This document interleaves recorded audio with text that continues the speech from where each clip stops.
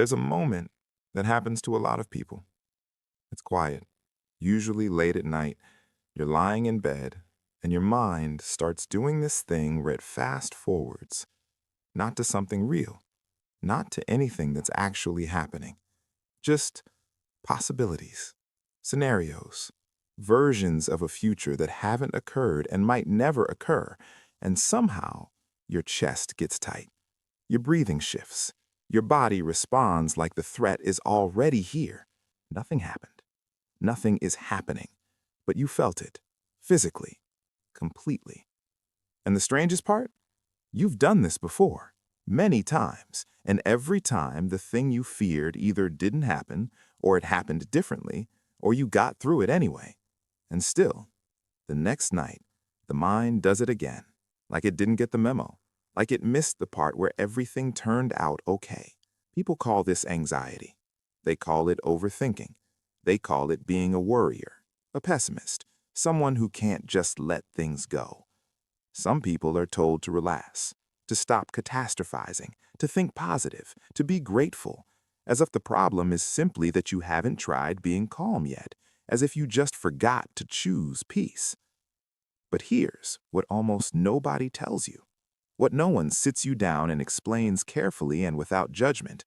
What you're experiencing isn't really about the future at all. Your brain is not predicting tomorrow. It is replaying yesterday.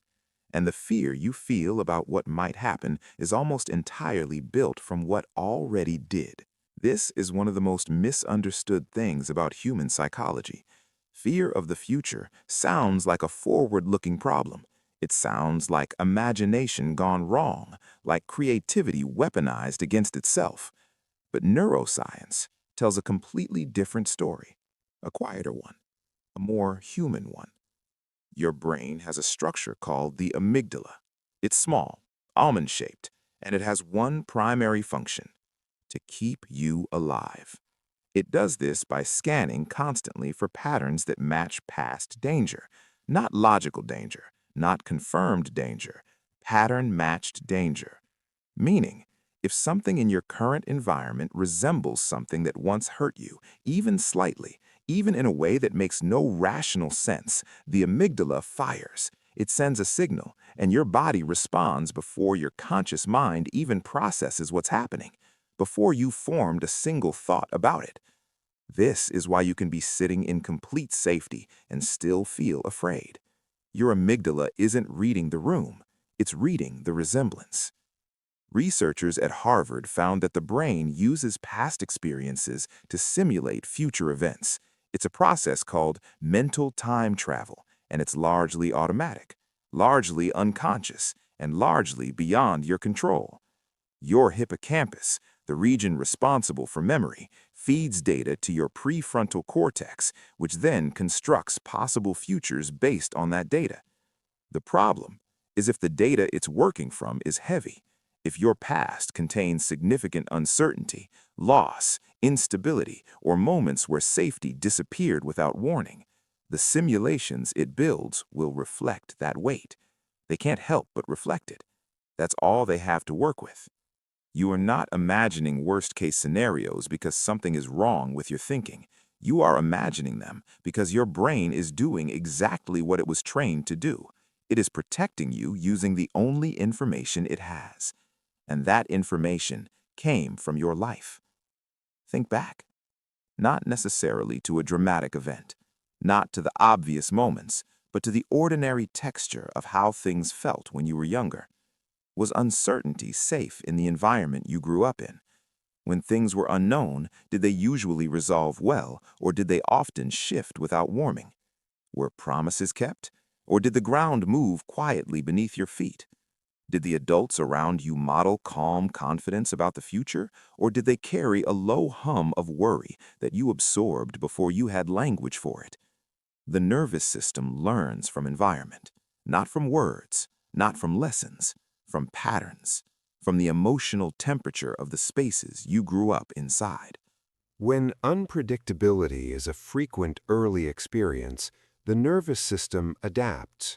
It begins anticipating threat as a default mode, not because it's broken, not because something went wrong with you specifically, but because anticipating threat was useful. It kept you prepared. It kept you from being blindsided. It meant you were never fully surprised by difficulty, because some part of you was always watching for it. Over years, that adaptation becomes a baseline, and by adulthood, it doesn't feel like a response anymore. It just feels like personality. It just feels like who you are. It's worth saying clearly, this is not a weakness. It is not a character flaw, and it is absolutely not evidence that you are somehow more fragile than people who don't experience it. Research in sensory processing and temperament consistently shows that sensitivity to uncertainty is correlated with higher empathy, deeper cognitive processing, and greater awareness of nuance and complexity. The same wiring that makes the fear louder is often the same wiring that makes someone more perceptive, more careful, more attuned to the emotional states of people around them. The cost and the gift come from the same source. You cannot have one without the other. Here's the part that tends to surprise people.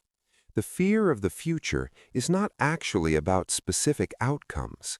Most people assume they are afraid of a particular thing, losing a job, a relationship ending, a health scare, a financial collapse.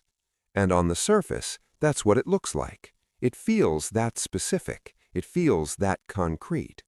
But if you trace it deeper, the fear is almost never really about the event itself. It is about the feeling the event would create.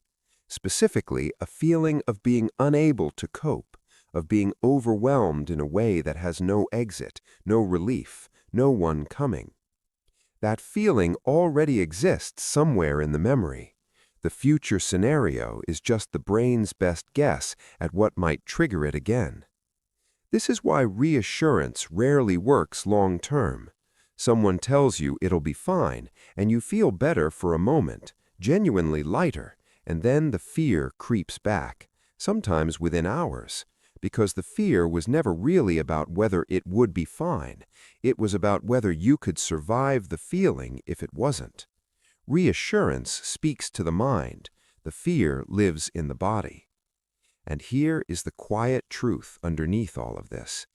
You have already survived every version of that feeling you've ever encountered.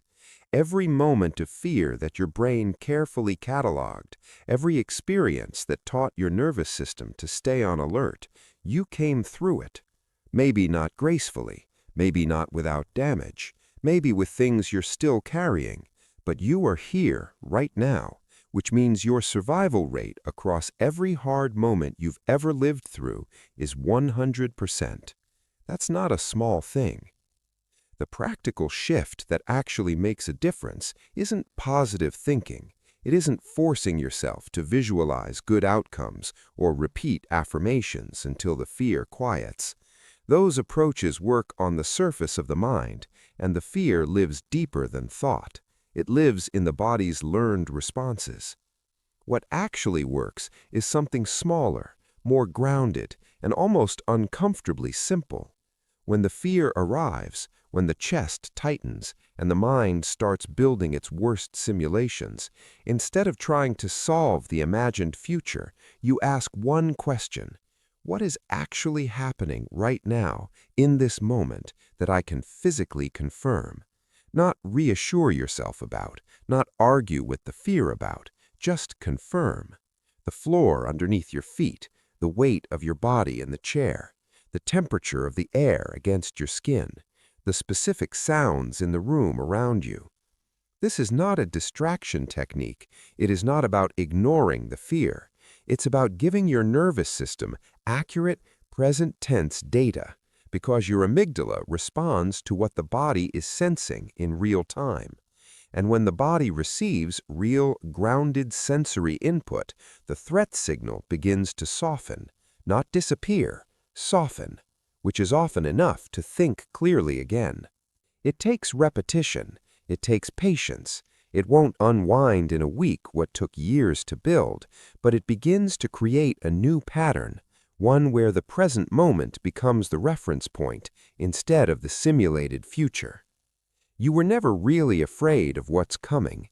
You were responding to what you've already carried, and there is a significant difference between those two things. One is unknown, one is already yours, and you have handled every version of it that has ever actually arrived. If something in this felt familiar, like a door opening quietly in a room you've lived in for years, there is more worth understanding. The way your past shapes your present runs deeper than most people ever get to see. And once you start seeing it clearly, something genuinely shifts. Not overnight, but it shifts.